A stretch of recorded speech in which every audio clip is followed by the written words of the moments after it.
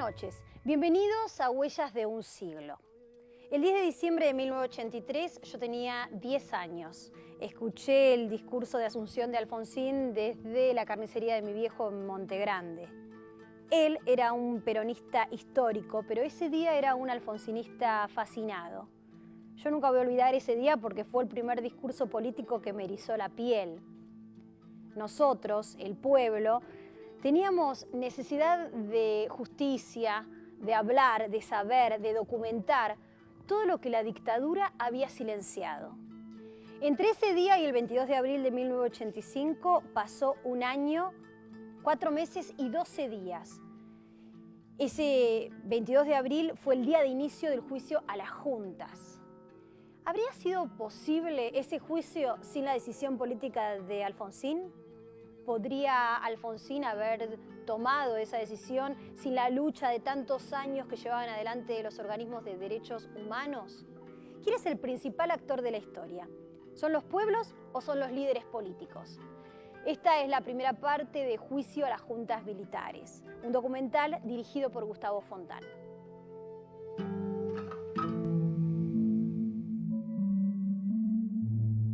...22 de abril de 1985... Por primera vez en la historia argentina, 9 altos jefes militares ocupan el banquillo de los acusados.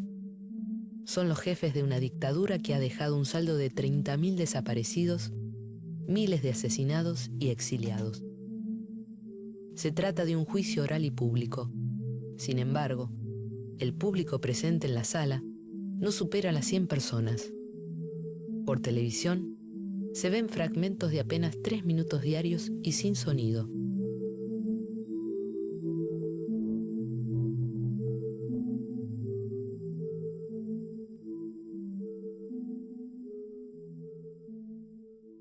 Corre el año 1982. La dictadura comienza su retirada tras la derrota de Malvinas, dejando al país inmerso en una profunda crisis económica. Los crímenes cometidos por los militares cobran cada vez más notoriedad dentro y fuera del país.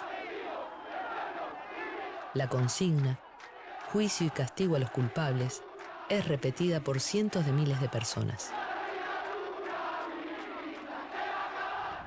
El último presidente de facto, el general Viñone, llama a elecciones, pero intenta imponer condiciones a la retirada. Argumentan que protagonizaron una guerra contra la subversión y niegan los crímenes cometidos. Un decreto confidencial ordena destruir la documentación sobre la represión ilegal. Viñone promulga además la ley de pacificación, que absuelve a los militares de los crímenes relacionados con la represión. Vinieron a decirnos que traían la paz y nos metieron en la guerra y en una represión atroz e ilegal. Entre quienes repudian la ley se encuentra Raúl Alfonsín, candidato a presidente por la Unión Cívica Radical. Una democracia. Alfonsín canaliza la sed de justicia que invade a un amplio sector de la sociedad. Promete refundar la Argentina, reencontrándola con la democracia y los derechos humanos.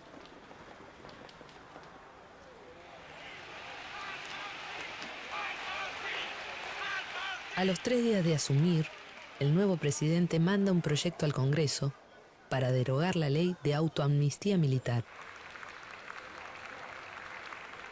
Además, sanciona un decreto por el que ordena juzgar a los integrantes de las 3 primeras juntas militares. Serán juzgados por el Consejo Superior de las Fuerzas Armadas, pero la justicia civil podrá apelar e intervenir en caso de que el juicio se dilate. En forma simultánea, el decreto 157 ordena juzgar a los líderes del Ejército Revolucionario del Pueblo y de Montoneros. Nosotros decimos que este es un paso muy importante y que pone de manifiesto cuál era la intención de Alfonsín, porque al ser puestos en un pie de igualdad en cuanto a la responsabilidad por el genocidio, los máximos dirigentes del proceso y los máximos dirigentes de organizaciones revolucionarias pone en práctica la teoría de los dos demonios. Es decir, en el enjuiciamiento a los máximos dirigentes de las organizaciones revolucionarias, más allá de lo que hoy podamos decir de ellos, está enjuiciando a toda una generación y a todos los dirigentes y a todos los militantes que lucharon por un mundo más justo, en contra de la entrega, por pan, por trabajo, por educación para todos. Para la investigación de los crímenes de la dictadura, Alfonsín crea la Comisión Nacional sobre la Desaparición de Personas, la CONADEP. La conforman referentes de la cultura.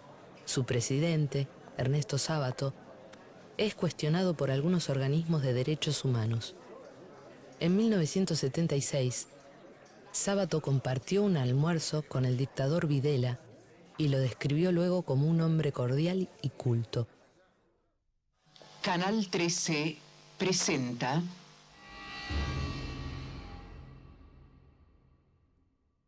Para el 4 de julio de 1984, la CONADEP prepara un adelanto de su informe en formato televisivo. ¿Dónde están? Desaparecidos. Una condición que alcanzaría a millares de argentinos. Una situación tan trágica como inédita que hirió a nuestra historia por la espalda y conmovió al mundo entero. Chupados, como decían los oficiales del primer cuerpo.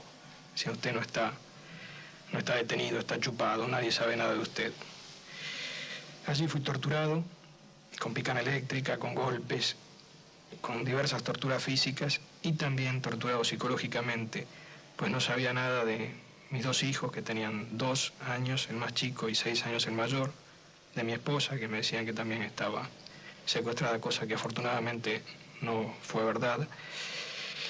Y la peor tortura era ver destrozar personas, ver matar al lado mío a personas como Luis Pérez, un delegado de la Comisión Interna del Banco de Tokio, que fue asesinado a patadas por la guardia porque se quejaba de las torturas recibidas y le decían que se calle, y entrando en agonía ya no podía callarse, y para que se callara lo terminaban matando a patadas. No puede haber paz. No puede haber paz en el país. No solamente busco a mi nieto y busco justicia para mi hija, busco todos los nietos hasta que cada uno y todos aparezcan, y para que esto nunca más ocurra en nuestro país ni en ningún lugar del mundo. El malestar en las filas militares hace que Alfonsín dude en emitir el programa. Finalmente, el presidente decide que el programa se emita, pero el ministro del Interior, Antonio Trócoli, realizará una introducción explicativa. Pero esto que ustedes van a ver es solo un aspecto del drama de la violencia en la Argentina.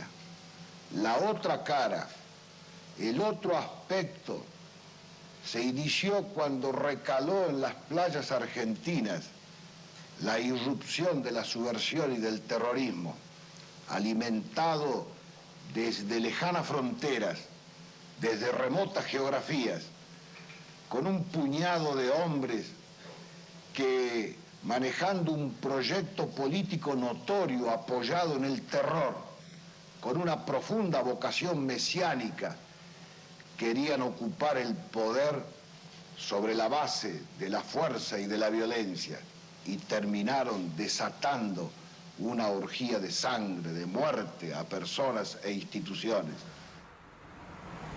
La contraparte de la teoría de los dos demonios, que coloca en pie de igualdad a las organizaciones guerrilleras y al terrorismo de Estado, es la suposición de una sociedad inocente y engañada que nada sabía de lo que sucedía a su lado.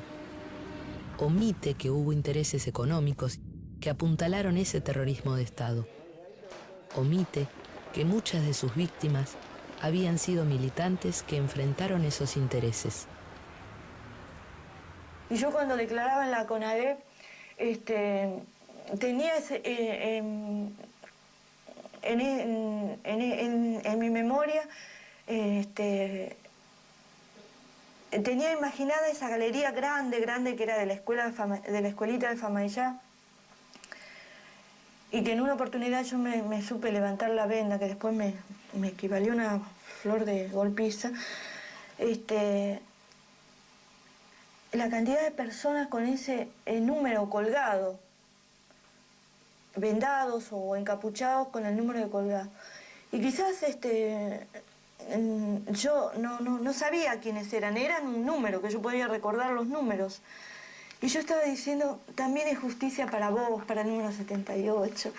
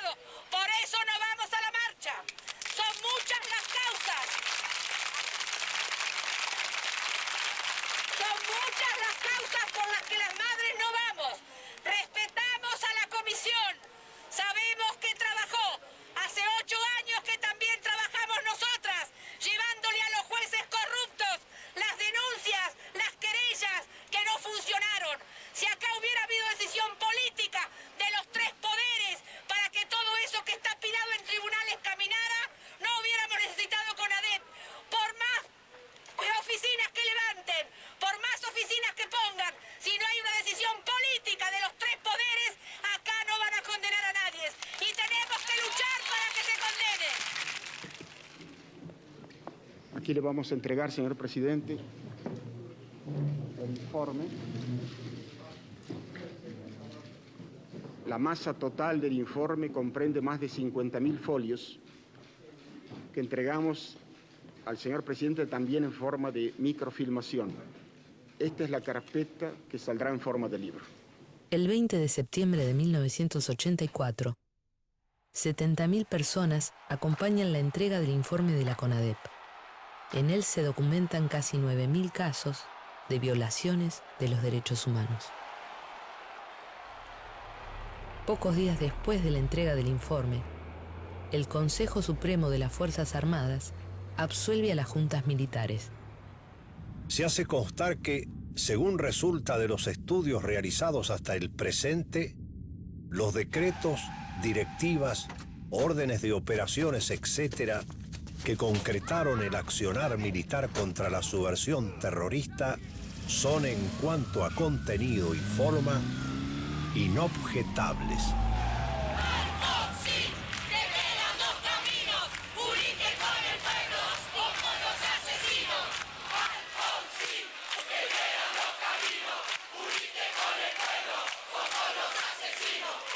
El Tribunal Civil de la Cámara Federal toma en sus manos la causa de las juntas militares.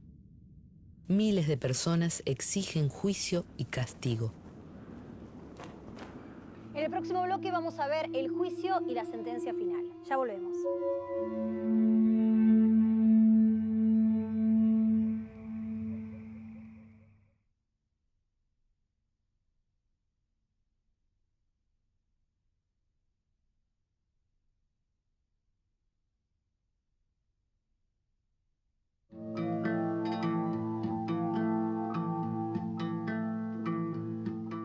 Hasta ahora nos ocupamos de ver cómo se gestó el clima propicio para el inicio del juicio a las juntas. Ahora vamos a ver qué es lo que sucedió durante las audiencias. ¿Por qué ATC solamente difundía pequeños fragmentos de imágenes sin audio de la cobertura del juicio? ¿Por qué aún hoy a nuestro equipo le costó un arduo trabajo conseguir todo el archivo que vamos a ver? Tomen asiento. El 22 de abril de 1985 comienzan las audiencias públicas del juicio a las juntas. Había una hoja donde se abría el caso, decía a dónde había sido secuestrado, a qué organización o a qué grupo político pertenecía, quiénes habían participado del operativo de secuestro, en qué época, y finalmente la sentencia. La sentencia se sintetizaba en una T o en una L. La T representaba el traslado y la L la libertad. Yo tuve acceso a esos microfilms en octubre o noviembre del año 79. Pude ver la dimensión de la matanza que había ahí dentro de la ESMA, porque había aproximadamente 5.000 casos y las L que representaban la libertad eran realmente muy, muy pocas. A lo largo de 4 meses, desfilan por el Palacio de Tribunales 833 testigos. Me dicen, bueno, vamos a pasar a la sala de al lado y te vamos a presentar a la pequeña Lulú.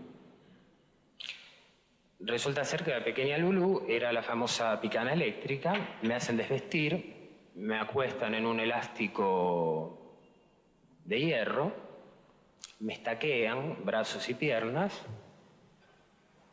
y comienzan a torturarme. Y cuando se retira la patota, me viene a hablar una de las personas que estaba de guardia, que posteriormente conocería como Lucas. Entonces Lucas me dice, bueno, mira, quédate tranquilo, me imagino que debes estar nervioso, pero esto es una simple cuestión de rutina, estamos averiguando quién sos. Si no tenés nada que ver, vas a volver a tu casa, si no, te vamos a matar.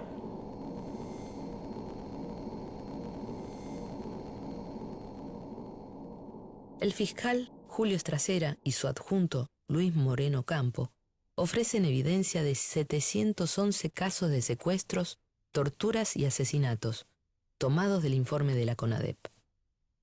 Con una pala mecánica ubican el lugar, sacan hacen en profundidad y sacan alrededor de 70 cráneos y algunos fémures, y así cantidad de bolsas. Lo más humillante para una madre, ver cómo el cadáver de su hijo lo tienen así, lo tiran así como si fueran huesitos de los perros. Ni a los perros le tiramos. A un perro se nos muere y lo enterramos en una fosa.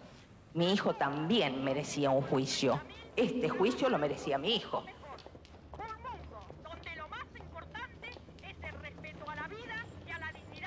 A 3 presidentes que han sido comandantes del ejército y a sus pares de la Marina y Aeronáutica se los acusa de homicidios, tormentos y privaciones ilegales de la libertad. A mí la superioridad me fijaba un blanco y yo ejecutaba la orden impartida por la superioridad. Ese es el procedimiento. Soy un militar o fui un militar. Me determinaban un blanco y yo accionaba las armas. ¿Qué es fijar un blanco? Determinarme un blanco, sí. De un ejemplo práctico y concreto. Es decir, a su frente hay una ventana, bata esa ventana con fuego, tiraba la ventana. ¿Cuál es el ejemplo concreto de blancos en estos operativos de lucha contra la subversión? Ese que di, por ejemplo, una ventana.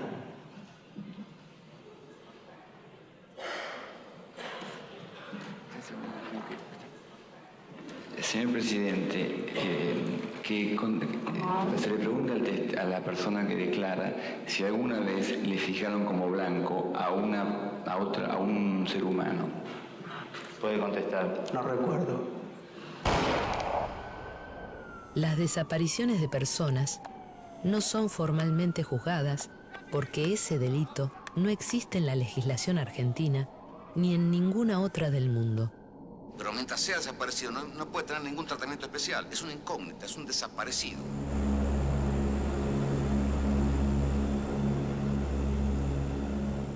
No tiene entidad, no está. Ni muerto ni vivo, está desaparecido.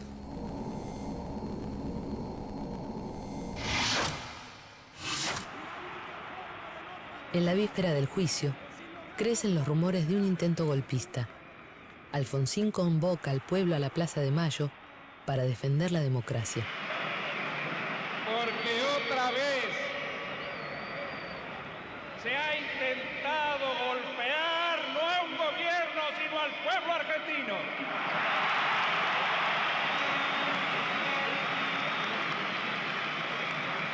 En el Palacio de Tribunales se viven momentos de tensión.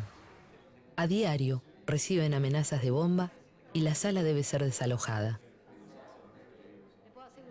Hasta que un día la intimidación es ignorada. Las amenazas ya no pueden impedir que el juicio siga su curso. El juicio tiene normas estrictas. Los periodistas no pueden entrar a la sala con grabadores ni cámaras. Los periódicos publican los testimonios del día, extraídos de la versión taquigráfica. El proceso es filmado en su totalidad por las cámaras de ATC. Pero de las 530 horas grabadas, jornada tras jornada, solo se emiten unos pocos minutos y sin sonido. Cuando la inexistencia de los crímenes no puede ser ya sostenida, la defensa de los militares cambia su estrategia. Esta defensa no niega la existencia cierta de casos de excesos. Realmente los hubo. Lo que sí niega terminantemente es que hayan sido ordenados, amparados o admitidos por nuestro asistido. Unos pocos asesinatos o torturas podrían ser considerados hechos aislados, pero la cantidad de hechos que ha probado la Fiscalía, hechos coincidentes en sus detalles, que sucedieron en todos los rincones del país y durante largos años, permite demostrar acabadamente la existencia de un plan de operaciones que debe ineludiblemente haber sido dictado por quienes aquí están acusados. A partir de este juicio y de la condena que propugno, nos cabe la responsabilidad de fundar una paz basada no en el olvido, sino en la memoria, no en la violencia, sino en la justicia. Esta es nuestra oportunidad y quizá sea la última. Por estas consideraciones, acuso a los aquí procesados por los delitos que han sido objeto de calificación y solicito que al fallar en definitiva se los condene a las siguientes penas. Jorge Rafael Videla, reclusión perpetua con más la accesoria del artículo 52 del Código Penal. Emilio Eduardo Macera, reclusión perpetua con más la accesoria del artículo 52 del Código Penal. Orlando Ramón Agosti, reclusión perpetua con más la accesoria del artículo 52 del Código Penal. Roberto Eduardo Viola, reclusión perpetua. Armando Lambruschini, reclusión perpetua. Leopoldo Fortunato Galtieri, 15 años de prisión. Omar Rubén Grafiña, 15 años de prisión. Jorge Isaac Anaya, 12 años de prisión. Basilio Lamidoso, 10 años de prisión. Para todos con accesorias legales y costas. Señores jueces, quiero renunciar expresamente a toda pretensión de originalidad para cerrar esta requisitoria. Quiero utilizar una frase que no me pertenece, porque pertenece ya a todo el pueblo argentino. Señores jueces, nunca más. Silencio en la sala. Silencio. Se dispone personal policial, desaloje la sala. Desaloje la sala, personal policial. Se dispone un corte intermedio. Señores de pie, por favor, silencio en la sala.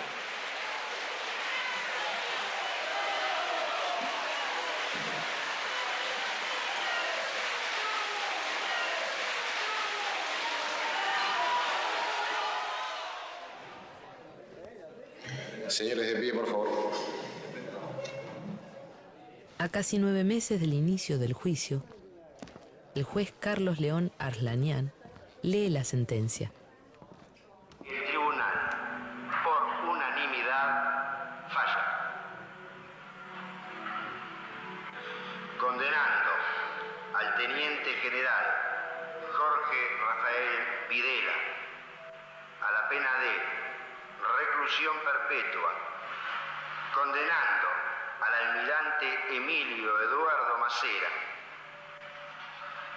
a la pena de prisión perpetua, condenando al brigadier general Orlando Ramón Agosti a la pena de 4 años y 6 meses de prisión, condenando al teniente general Roberto Eduardo Viola a la pena de 17 años de prisión, condenando al almirante Armando Lambruschini a la pena de 8 años de prisión, absolviendo de culpa y cargo al brigadier general Omar Domingo Rubens Grafinia, absolviendo de culpa y cargo al teniente general Leopoldo Fortunato Altieri, absolviendo de culpa y cargo al brigadier general Basilio Arturo Ignacio Lamidoso, absolviendo de culpa y cargo al almirante Jorge Isaac Anaya. Es la única parte del juicio transmitida por televisión con sonido. Si bien el juicio a las juntas quedará como un hecho sin precedentes en nuestra historia, las sentencias no conforman a los organismos de derechos humanos ni a parte de la sociedad. El pasado de la dictadura parece resistirse a ser doblegado. No hay futuro sin paz, pero los argentinos queremos construir esa paz no basada en el olvido, sino en la memoria. En la televisión hay una regla de oro que es así. Nos dicen a los conductores que no podemos repetir lo que dice el tape. Hoy no voy a hacer caso a esa regla.